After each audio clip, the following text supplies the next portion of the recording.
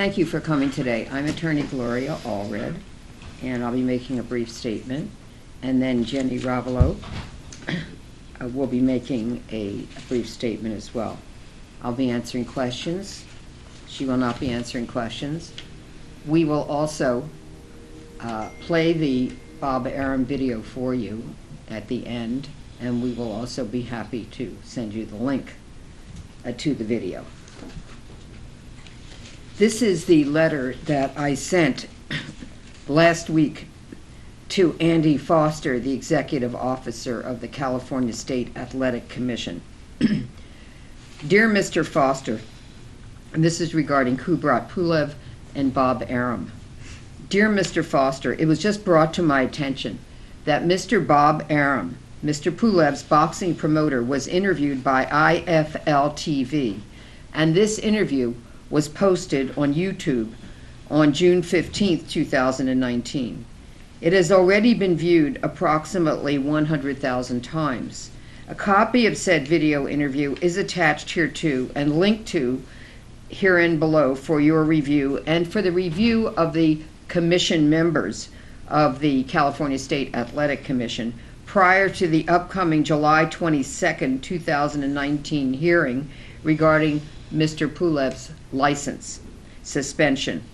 During said interview, Mr. Arum made blatantly false statements about Ms. Ravalo, including stating that Ms. Ravalo was, quote, fooling around, end quote, with Mr. Pulev, while Mr. Pulev was in training months before the fight in question, and that Ms. Ravalo was acting as Mr. Pulev's, quote, semi-girlfriend before the fight, end quote. Both Mr. Pulev and Ms. Ravalo both testified before the commission on March 14, 2019, that they first met each other at the weigh-in in the day prior to the fight. Mr. Arum's totally unfounded and false statements that Ms. Ravalo was hanging around Mr. Pulev as he was training for the fight and that she was his, quote, semi-girlfriend, end quote, demonstrate that both he and it appears that his fighter, Mr. Pulev, have consciously decided to ignore and dismiss the commission's admonition made to Mr. Pulev on March 14, 2019, to stop shaming Ms. Ravalo. Not only did Mr. Arum make false and slanderous representations about Ms. Ravalo during the aforementioned interview, he belittled and criticized the commission for requiring Mr. Pulev to attend a sexual harassment course as a condition of lifting his current boxing license suspension. Mr. Arum stated that it was, quote, crazy that he, meaning Pulev, has to take a course on sexual harassment. He, meaning Pulev, did nothing wrong, end quote. It seems clear to me that neither Mr. Pulev nor Mr. Arum accepts any responsibility for Mr. Pulev's reprehensible conduct, battery, and sexual harassment of Ms. Ravalo while she was conducting her interview of him on March 22, 2019, and the subsequent retaliation against her by attempting to, quote, slut shame, end quote, Ms. Ravalo for having exposed Mr. Pulev's sexual harassment of her. Mr. Arum's attack on the commission for requiring Mr. Pulev to take a sexual harassment class and is referring to the commission's order as, quote, outrageous, end quote, and, quote, crazy, end quote, demonstrates not only Mr. Arum and Mr. Pulev's complete lack of remorse, but in addition also evidences their lack of basic understanding of conduct that is deemed inappropriate pursuant to Business and Professional Code 18602 as well as CCR Section 390, and their apparent contempt for the Commission's order. For example, here are some additional quotes from Mr. Arum's interview. Quote, these are Mr. Arum. Quote, I'm very sympathetic to sexual harassment charges if it's real sexual harassment, not BS, end quote. And I'm not saying the words that he uses that are profane, but I'll spell them.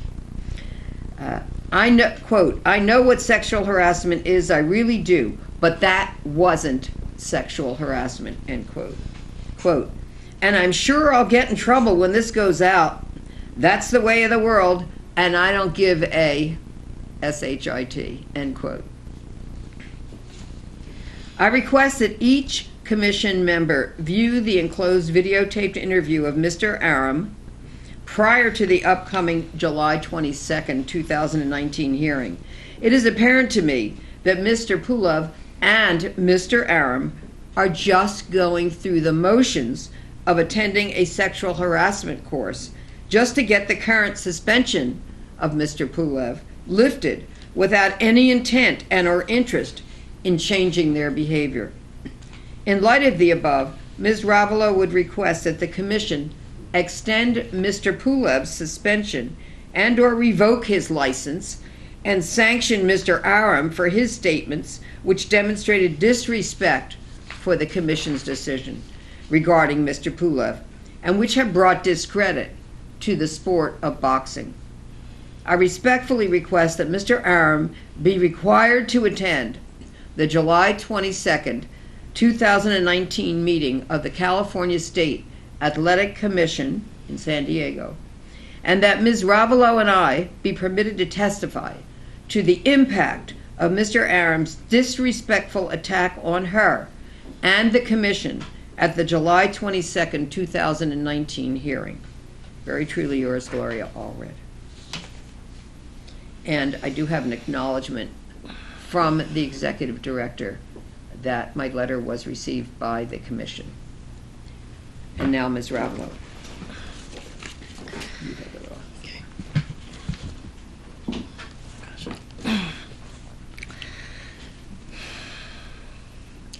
Bob Arum is a top promoter in boxing, and he's promoting lies. In his interview with IFL TV, he is incorrect. I was never at Pulev's training camp. I was never hooking up with Pulev. I was never acting like Pulev's semi-girlfriend. I did not persistently apply for credentials for the March 23rd, 2019 fight. I was not friends with Kubrat Pulev. His false statements are upsetting and ruining my credibility as a writer and reporter. Bob Arum believes Kubrat is a victim. Kubrat Pulev is not a victim. Pulev was suspended because of sexual harassment. Pulev grabbed my face and kissed me with his bloody mouth, and then afterwards he grabbed my butt. I did not consent to this kiss or him grabbing my butt. No man should ever grab a woman, kiss her, or touch her without her consent. It is obvious that Bob Arum and Kubrat Pulev do not understand what sexual harassment is. Bob Arum is promoting lies, and he does not care who he hurts or destroys. And I'll take some questions and then we'll show the video. Any plans on taking any kind of legal action toward Mr. Arum for defamation, slander, and things like that? Not at this time, but we were happy that the California State Athletic Commission at the last hearing continued the suspension of Mr. Pulev until the July 22nd hearing and required that he return to the Commission's hearing on July 22nd to affirm that he's taken the sexual harassment class, if that's what he chose to do. It appears from what Mr. Arum says on the video that that class perhaps was taking place today, and it had to be taken from an approved sexual harassment provider approved by the Commission. So we'll have to wait and see. I want to say that in addition to Mr. Pulev's being licensed in California and his license being suspended as a result of what we saw in the previous video, that is Mr. Pulev's taking Jenny's face in his hand in the middle of the post-fight interview and then kissing her on the lips.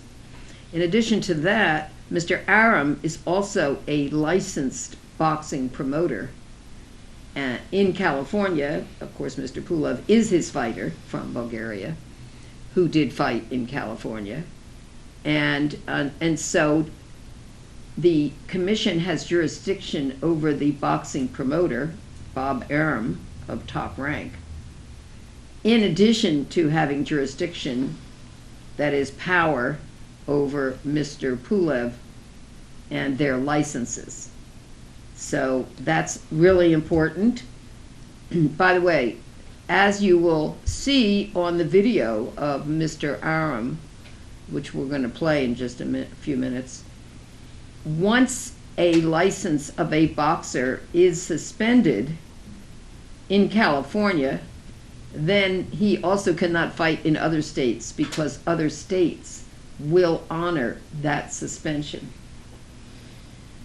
So we'll have to see what they decide to do in reference to Mr. Arum, if anything. They now have my letter, and they also have a copy of the interview. You want to see him sanctioned? How so? I want to see Mr. Arum sanctioned. Now, Mr. Pulev has also been sanctioned with the suspension of his license, and the suspension meant that he missed at least one big fight. So it's had an economic impact on him, and he certainly wants to have it reinstated. As to the sanction of Mr. Arum, we will see what the commission decides, if anything. But they could suspend Mr. Arum's promoter's license. They could revoke it. They could require him to take sexual harassment training, or if he's had it, more sexual harassment training. They could do what they did with Mr. Pulev, which is suspend until he returns to the commission and shows that he's taken such a class. But he did not attend the hearing that was previously held, where Mr. Pulev was required to take the sexual harassment training or not be able to have his license reinstated. He apparently had a previous commitment. So I do think he would be wise to show up on July 22nd and answer any questions that the commissioners tend to or would be inclined to pose toward him. Ms. Ravalo and I will be attending the July 22nd hearing in San Diego. What do you have to say to Arum, one-on-one person? What do you have to say to him? What I have to say to Mr. Arum? Mm-hmm. Mr. Arum, I think you knew that you would be in trouble for the statements that you made on this video of this interview, because you say that yourself at the end of the interview. But you also say that you don't give a SHIT. Well, maybe now you will. Do you think Mr. Arum's comments on the video are indicative of also how Mr. Pulev feels, and that's why you're asking for the commission to extend Pulev's suspension based off of Arum's comments? Mr. Arum's statements on the video, which you are about to see, are very similar in many ways to what Mr. Pulev testified to at the commission's previous or last hearing, and also what he did say in interviews recorded prior to that. And so now comes the moment of truth. Yes, they can say whatever they want. They have a right of free speech, but there are also consequences that could be imposed when someone exercises their free speech. And Mr. Pulev found out what some of those consequences were. So, in answer to your question, all I can say is some of these statements are remarkably similar in their apparent feeling, at least initially, that grabbing a reporter, Ms. Ravalo, by her face in the middle of an interview, kissing her without her consent, on the lips is not sexual harassment, or that there's nothing wrong with that. Yes, there is something wrong with that. And it does bring discredit to the sport of boxing. And the commission has jurisdiction to take disciplinary action against those who are licensed by the commission and who bring discredit to the sport of boxing.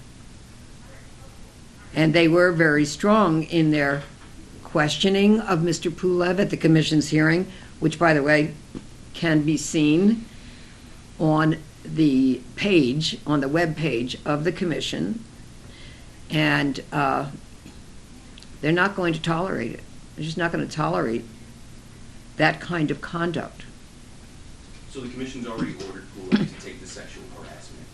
And so Well, they've given him alternatives. If he doesn't, his license, his boxing license is still suspended, which they did before the hearing, but they continued it until July 22nd. They offered him the option of taking a sexual harassment class. If he takes it, he may have his license reinstated when he appears before the commission at the July 22nd hearing. He doesn't have to take the class. If he doesn't, however, his license will remain suspended in California. are you looking for some kind of public display of remorse, or at least a change of heart, maybe indicating that something was learned from this experience? We're looking for accountability from Mr. Arum and for Mr. Pulev. And I will say it's really important that Mr. Arum be accountable, because Mr. Pulev is not his only fighter. Mr. Pulev is just one of many fighters that Bob Arum and Top Rank represent. And if this is what Mr. Arum thinks about what is acceptable in California, that somehow it's not wrong, it's okay to grab a female reporter or any other female who's practicing her occupation or who's not, and just kiss her on the lips because they want to, he's going to find out that this is not acceptable. And his fighters need to know that, and he needs to set the example, because it comes from the top. And we don't want anyone who is represented by Mr. Arum or any other promoter to copy the wrongful conduct of Mr. Pulev or of Mr. Arum. But because his fighters may think, well, if Mr. Arum says there's nothing wrong with it, this is not sexual harassment, maybe I could do it too. We are not willing to risk the health and the safety of females in California or any member of the public, whether it's a reporter or not, just because Bob Arum thinks it's okay to grab them and kiss them. It's not acceptable. He needs to know it now. I think he does, and that's why he said, I'm going to be in trouble. And yes, if that's what you think, you were right, Mr. Arum. What does a satisfactory means to an end to all this? Like, what is, and what is full accountability in your opinion, and would your client accept an apology, a public apology? Ms. Ravalo would like the commission to take appropriate action. Mr. Arum, if you're so sure that this was not sexual harassment, that it's wrong, that it's crazy of what you said, I dare you to show up at July 22nd hearing before the commission, whether or not you are asked to do so, and sit there and try to justify what you say in this interview before the commission. Let's see how brave you are to say it to the faces of the commissioners of the California State Athletic Commission. I'm sorry after you get caught with your hand in the cookie jar is not enough. There needs to be consequences, and this is serious. And don't try to use your age to justify anything. It's not acceptable for anyone of any age. Okay? What happens, what happens to Mr. Arum if the board does suspend his license? What does that mean for him? Is none of his- Well, if they suspended his license, he would not be able to promote fights. So all In of his- California, and as I say, I have been led to understand, and Mr. Arum says it himself on the video, which you're about to see, that once a license is suspended in one state, other states will honor the suspension of the license. They're not required to do so, but they do so. Lastly, if all what you want is met and an apology is accepted, would your client be okay with him fighting again? Who? Mr. Yeah. Mr. Pulev? Yes. Let's see what he's learned from the sexual harassment class or course that he's taken. Let's see how he responds. He was also warned by the commission at the last hearing that if he ever repeats what he did to Ms. Ravalo with any other person in California, he will never be licensed to fight again in California. In other words, another similar incident will not be tolerated by the commission. Okay, let's play the video of Mr. Arum. Back up, we call Arum. Oh. I want to tell you how the world has gone mad, and this is a political correctness story. We started promoting a Bulgarian fighter, one of the top contenders, Kubrat Pulev from Bulgaria, and we brought him over here, and he was training in our gym, and this girl, came over, watched the training, and started fooling around in a nice way. They took pictures together and arms around each other during the period he was training. Somehow, she applied for a credential to cover his fight, which took place in California a couple of months ago. So we denied the credential. She hooked up with some little paper that nobody ever read in Las Vegas. So we decided she was so persistent, we gave her a credential. And prior to the fight, she was with the Kubrat, with the Pulev camp, you know, sort of acting as his sort of semi-girlfriend, you know. And now the fight takes place. Pulev gets cut, very dramatic. He finally wins by knocking out his opponent. So the dressing rooms were in back of the arena. Each fight had a dressing room in the tent. This woman comes back to interview Pulev, and she asked him, you know, they obviously knew each other and know each other, and she asked him, when are you going to fight for the championship? Because I'm sure that you could beat Anthony Joshua, who was the champion. And he put his arm around her and kissed her. And that was the end of the interview. And so somehow this went viral on the internet. Yes. And somehow this woman, lawyer, who is the shit disturber, Gloria, Allred, got a hold of it, put a complaint in with the California Commission, and they suspended this guy for 6 months for inappropriate behavior, and provided that he has to take a course in sexual harassment before he can get his license back. Is that totally crazy? Totally crazy? So Tuesday, I got the UNLV and the athletic director to hold a little symposium session to explain sexual harassment to this poor Bulgarian guy who did nothing wrong. So Kubrat has to still go through this course. He's suspended Yeah. until he does it. Oh, really? And they will not let him fight unless he does it? Yes. Okay. And in the United States, if one commission suspends you, everybody has to suspend you.